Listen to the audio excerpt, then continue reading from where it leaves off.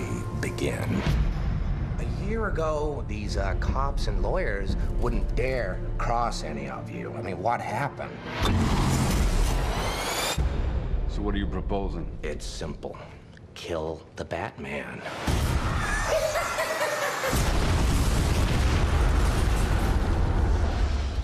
Here's my card.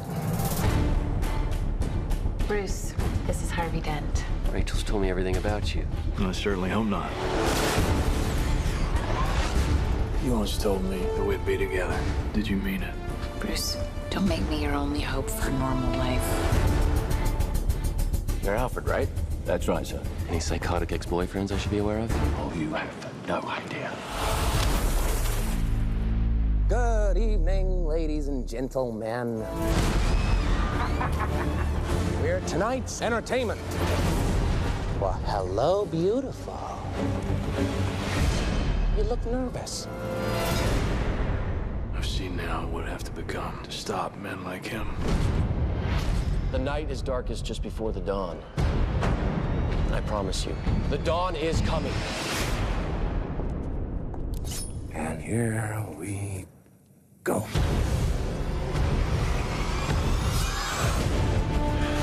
Come on. This city deserves a better class of criminal. I'm gonna give it to him. No! You'll see. I'll show you. You either die a hero, or you live long enough to see yourself become the villain.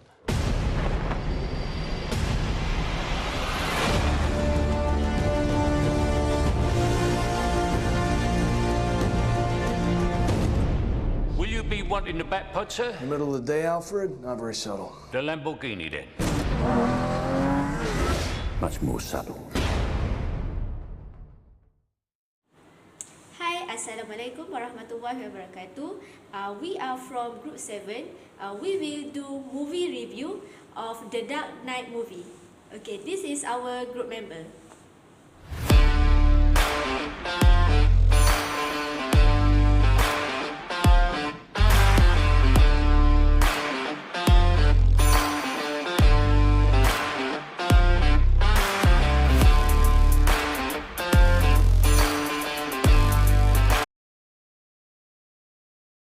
The Dark Knight 2008 is the story of Joker, a criminal who plans a heist at a bank that embezzles money belonging to the mafia group in Gotham.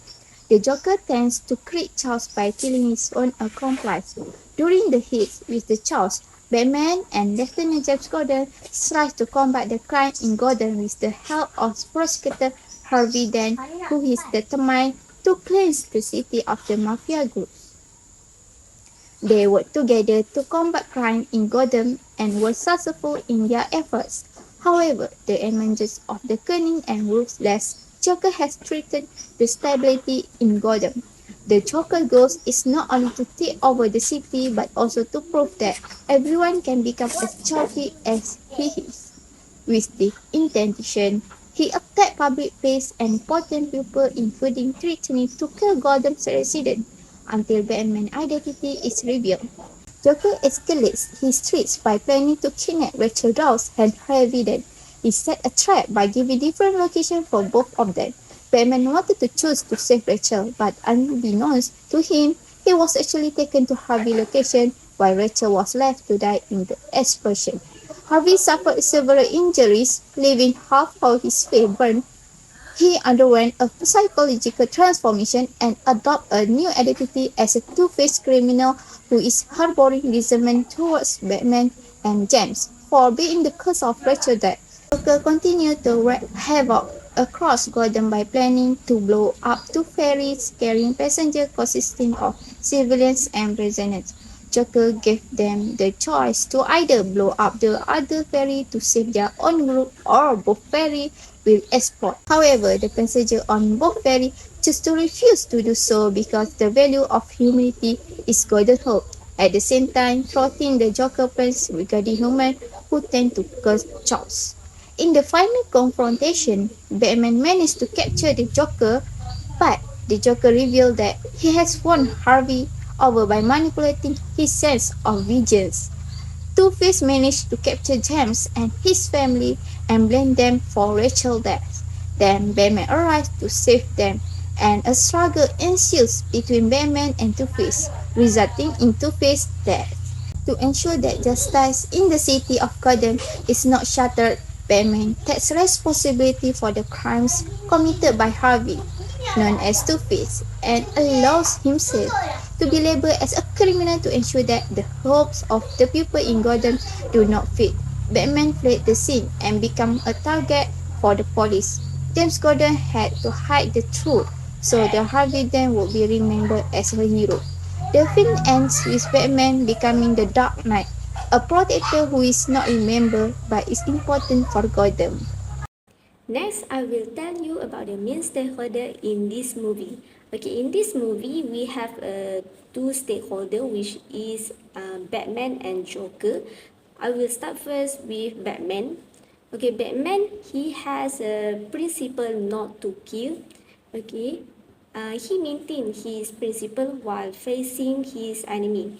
Back to the story, the Joker keep trying to breach his principle and the identity as a hero in the Gotham City. Next, to protect the Gotham City. As a hero, he wants to protect the city from the crime. So he used the unlegal way to protect the city.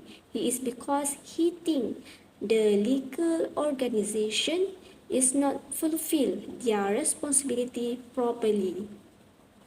Second stakeholder is Joker. His stake is he wants to breach the principle of Batman. He keeps Psycho Batman to breach his principle, which is not to kill. Okay, he planned to involve with someone he likes.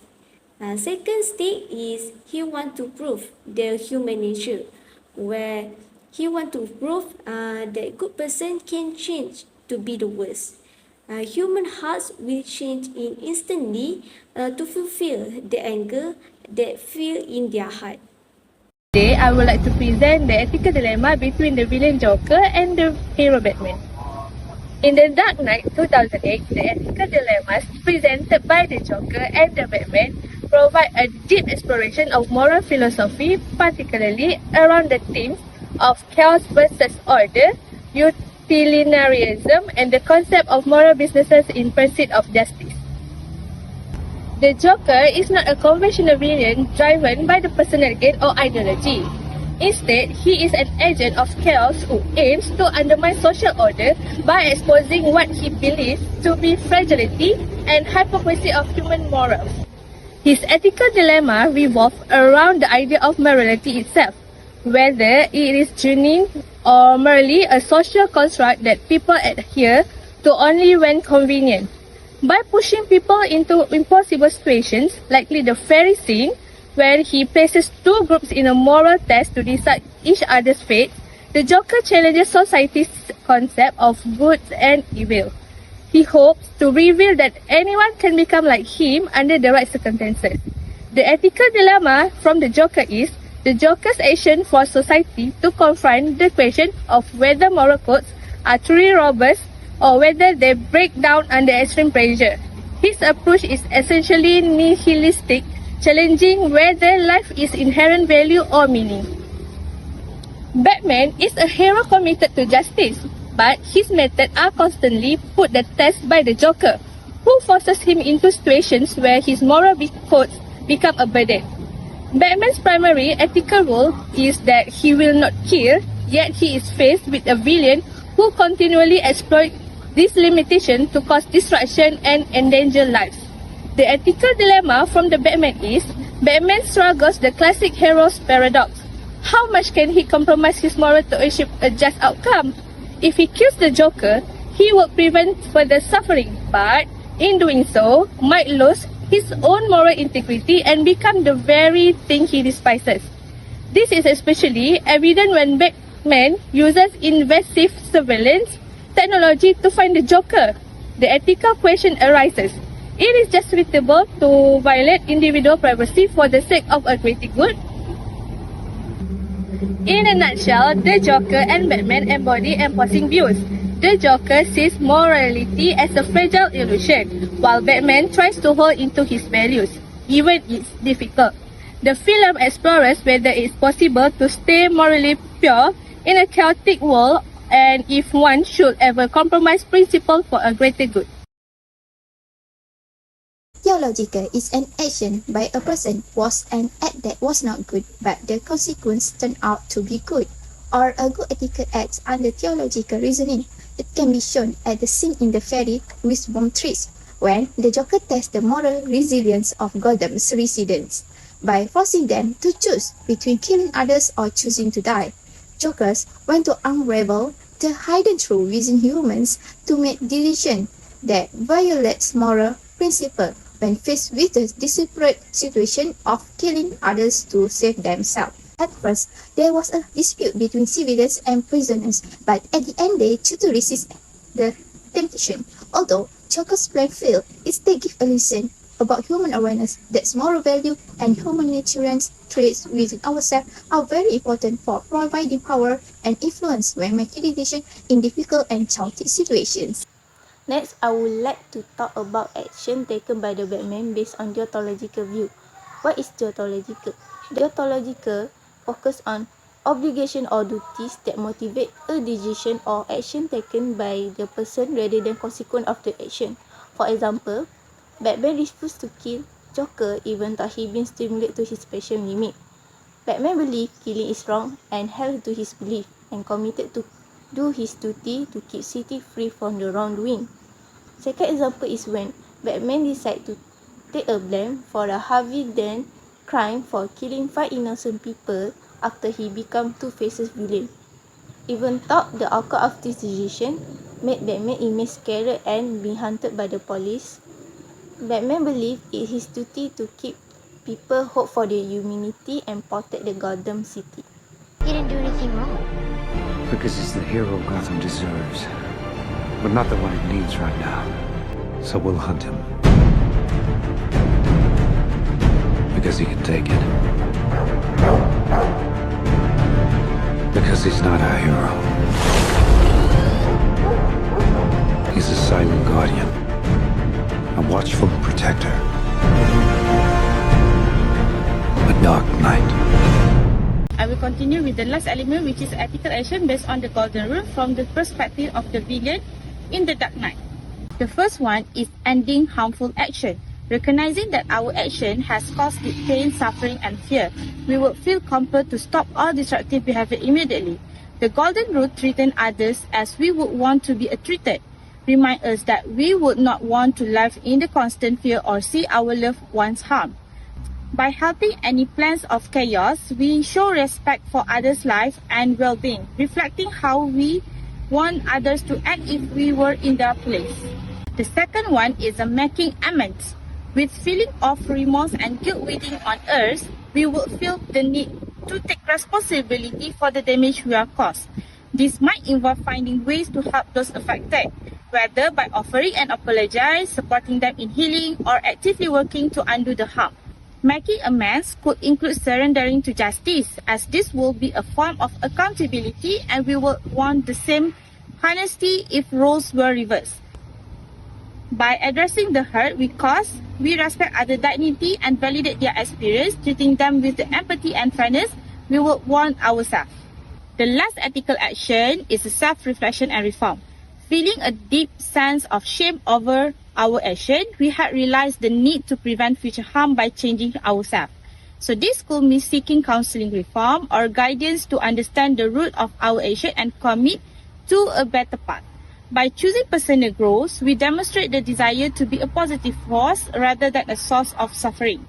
Following this path reflect a sincere effort to treat others as we would hope they had treated us if they had harmed us. In embracing this step, we embody the spirit of the golden rule by not only chasing harm but also by actively repairing the damage and bettering ourselves to prevent future wrongs. We have reached the end of the presentation. In conclusion, sometimes we have to sacrifice something valuable for the good of all.